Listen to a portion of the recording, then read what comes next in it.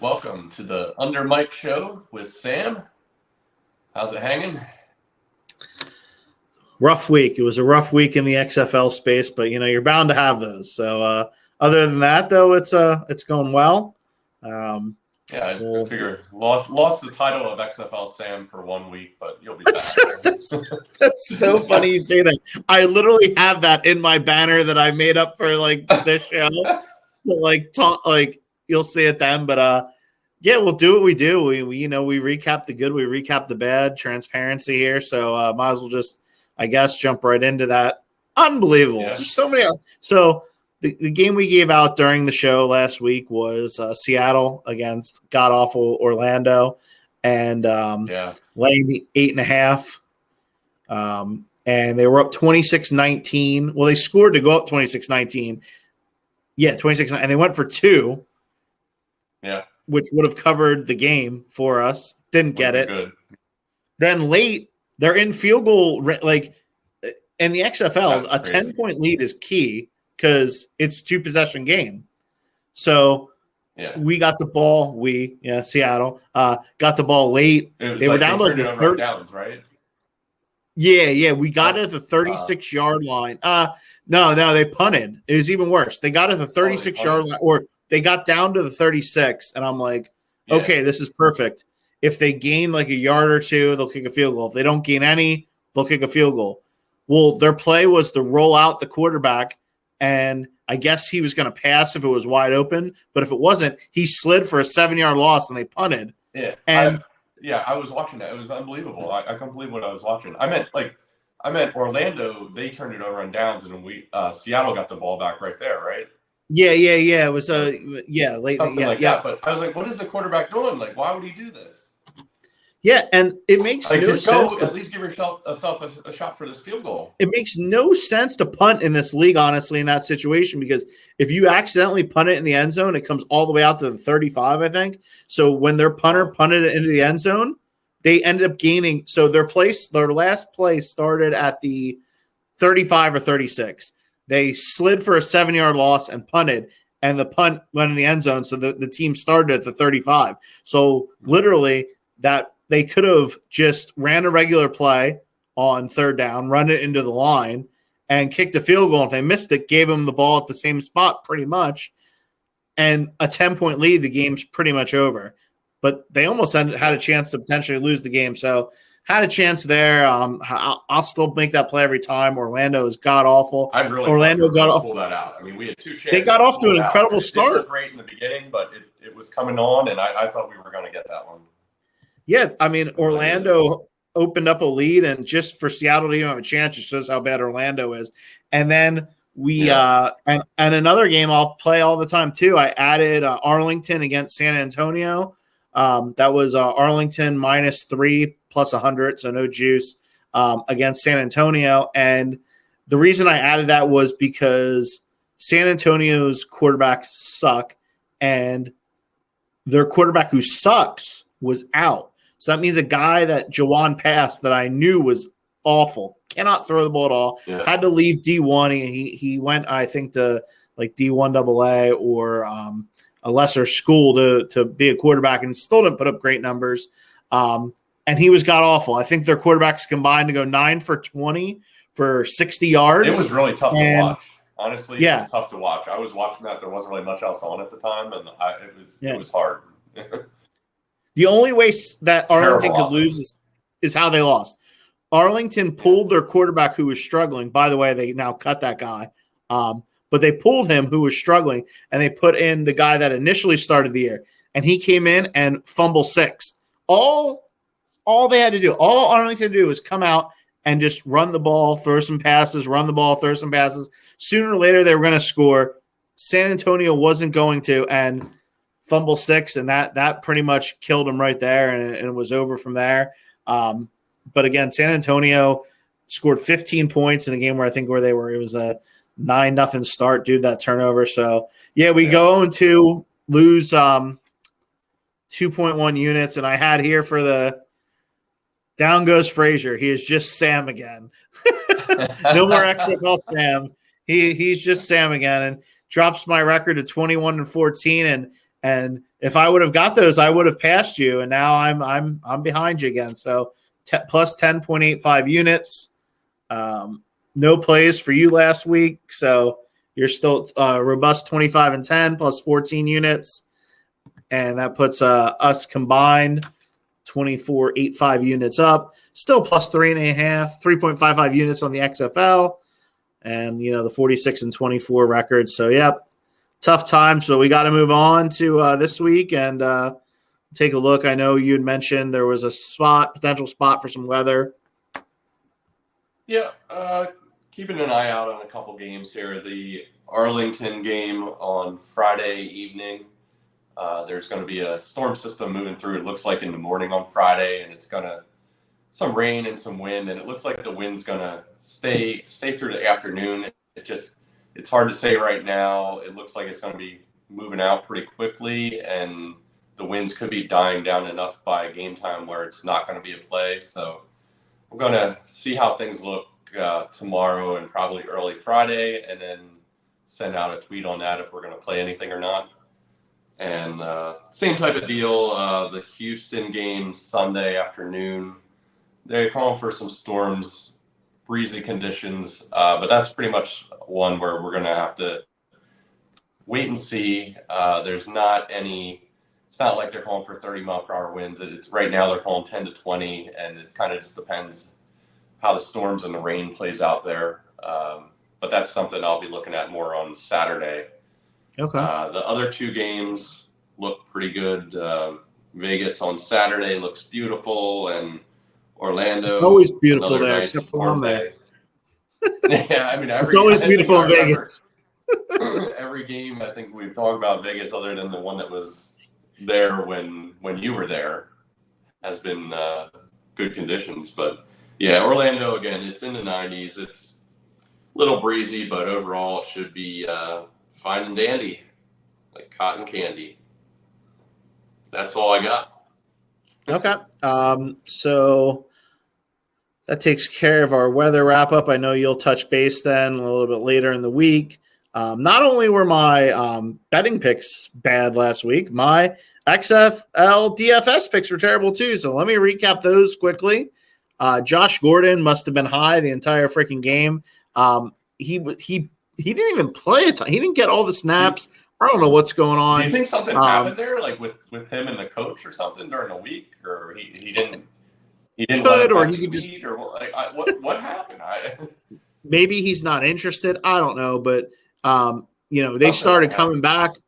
Didn't even go to him. He was terrible. 0 points. 0.0, Mr. Blutarski. 0.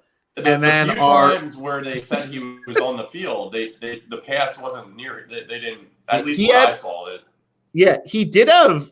Believe it or not, he had 2 end zone targets. So 2 balls were thrown to him that were in the end zone. That what? So I mean, was that like later in the game? I saw nothing near him, but that must. I think you mentioned that was earlier. There was at least one. Yeah, early, right? yeah. He got end zone targets, obviously, which are key. He pulls in one of those or both of them, and he has a good game because he probably has like 16 or 17 points. But so that was awful. Our pivot, Darius Bradwell, 5,500 for Seattle. Well, he was better than Josh Gordon. He had 32 yards rushing, 3.2 points. So nothing to write home about. Nothing great. He was cheapish, 5,500. So it really didn't kill you. But yeah, nothing good there. I have some XFL plays again for this week. Very interesting. I really feel like this week it's crazy. Like I liked, honestly, I ended up giving out 2 plays last week. I liked every game last week. It's tough. Like I feel like while the games didn't go my way, I feel like I'm more in tune now than ever with the league from watching it so much. And obviously more people have information too. But I'm giving out, actually, it's going to be 2 running backs. This week's XFL DFS lock, I have Letty Brown. He's only a $3,000 running back. He's on Arlington, which kind of sucks. But last week, I mean, for $3,000, which allow you to spend up everywhere else, last week he out-carried their starter. Their starter got 10 carries. Letty had 11. So Letty had 11 carries, 38 yards. He's got fresh legs. He hasn't rushed much, so I think they were giving the other guy a break. He had 1 catch for 12 yards. So for $3,000, if he does what he did last week, that's like 6 points.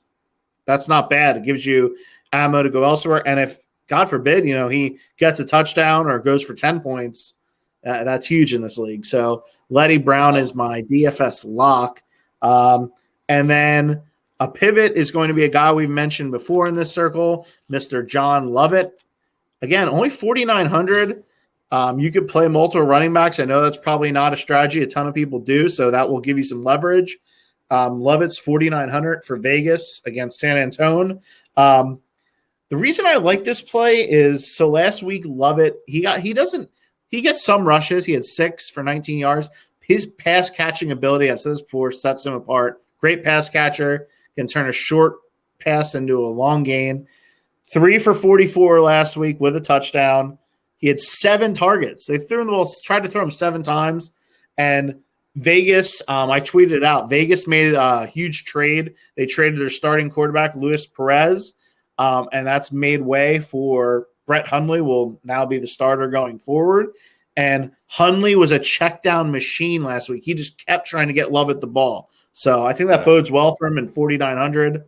I really like that play there. Of course, he's 1,900 more, but he's got a higher ceiling. So those are the XFL DFS plays. Let's try, I guess, to talk about getting me back on track with the picks. Yeah, winning ways here. And I'm coming out friggin' swinging. I am coming out swinging. I don't even know how this is going to look. I made this banner sometimes. There, and okay, it looks okay. All these plays are at DK. Okay. There's 3 of them listed there, and I'm going to give you the units here because there are 2 plays that I like more than 1 as of right now. So let's start with Seattle minus 4.5. I have that as a 1 unit play. Okay. And my thought here is that, so I just spoke to you about the Luis Perez trade. Perez got traded. He's expected to be the starter in Arlington. I just don't think there's any way he really could be up to speed this quick on their playbook. I mean, I know he's bounced around and he's played on a million different teams, so he's probably used to it, but I still think they're going to start Plitt this week, the guy that fumbled 6th last week, the guy who lost his starting job to the guy they cut. So Seattle, I have ranked as my 3rd best team in the XFL. 4.5, I'm laying it with that Arlington offense that we saw last week. It's going to get better, I think, with Perez once he gets a feel for the offense and gets in there. But right now, that's a 1 unit play for me. Not more just because a Friday game too, so there's not really less time. Exactly, that's a great point. Yeah. I'm going 1 unit there on the worry that maybe Perez does somehow play, and I would upgrade Arlington there. My other 2 plays are both going to be 2 unit. Vegas -3, -105. These are all at DraftKings. So here's my thought. So Vegas is the team that got rid of Luis Perez, and now Brett Hundley is the starter. I feel like while I like Perez better than Hundley, I feel like for Hundley, this is big. He now knows, like, okay, the team's mine. Like, I don't have to look over my shoulder. They're comfortable with me. They want to ride with me.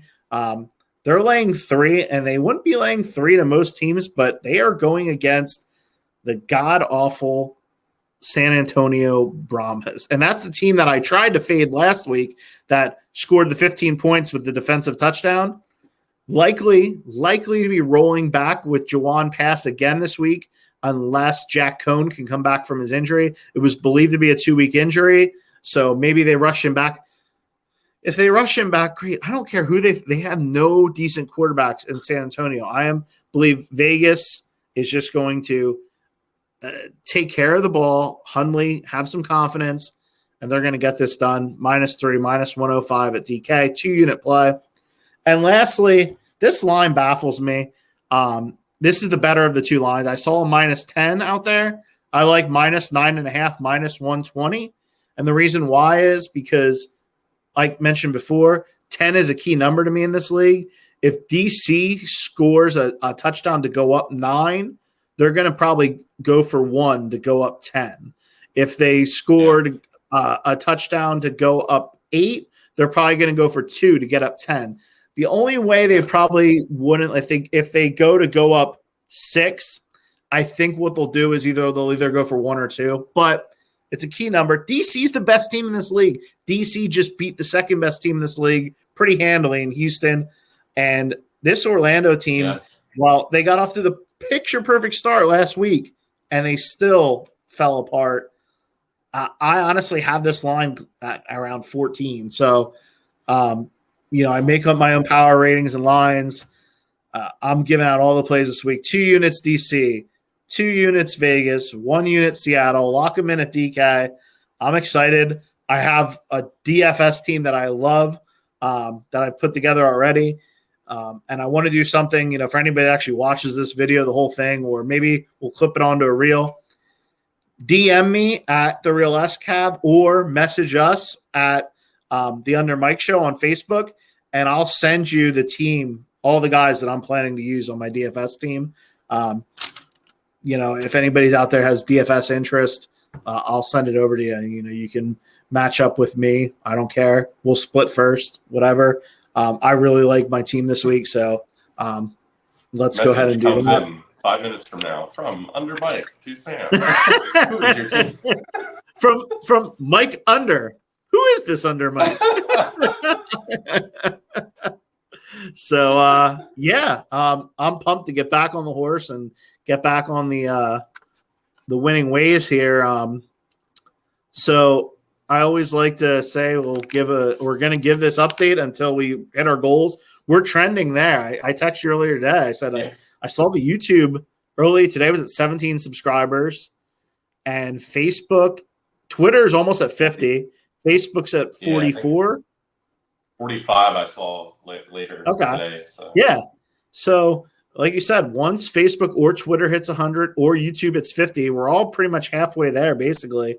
We'll pull a name. We'll do spin a wheel live on the show, and we'll pick out a $50 winner. And remember, I sent a message to you if you want to send it out again. I feel like some people might maybe get confused. Make sure they know you got to retweet the original UnderMike tweet that you sent out a few weeks ago when we announced it. Obviously, we just want as many people to get our content as possible. We've been trying to put out reels on Facebook. We're coming along there. Maybe we get some weather this week, maybe not, but we are getting some weather locally. I saw there's a line coming through that's going to be producing a short snow squall possibly. When tonight? Yeah, I saw it. I was on it right before we came on. It was going through the State College area like 20 minutes ago. Huh. And they showed the line. I spend more time looking at other cities' weather than our own. So, I guess theoretically, since weather today, I have no idea when we're waking up in the morning. I don't know. It's 100 degrees out. You're in a jacket. But yeah, no icing this week. We'll send an update on the giveaway, and keep looking out for Saturday about the Houston game. I'll have an update there, and Thursday, tomorrow or Friday afternoon, about the Arlington game to see if there's anything weather-wise going on there. So that's all I got. Any icing? Any icing updates? No, I ate it all. It's gone. Yeah. Yeah, that's all I had. I'm good. Right. We're crushing it this week. That's all I have to say about this. All right, let's do it. See you later.